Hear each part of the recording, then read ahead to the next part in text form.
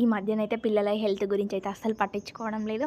అందుకనేసి వీళ్ళకైతే హెల్తీగా నువ్వుల లడ్డూలు చేద్దామని అయితే ప్రిపేర్ చేస్తున్నానండి.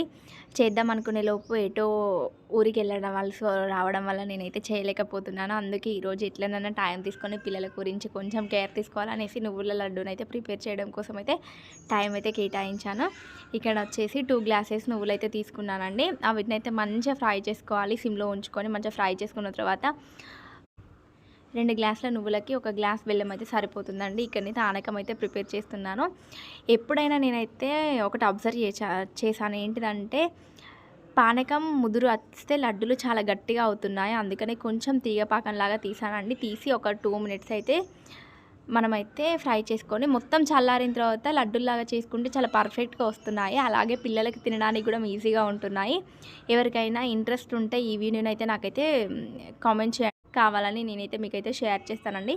చాలా సింపుల్‌గా, చాలా హెల్తీగా, చాలా టేస్టీగా చేసుకోవచ్చండి. ఈ రెసిపీ నచ్చితే మన ఛానల్‌ని సబ్స్క్రైబ్ చేసుకోండి. Okay friends, bye.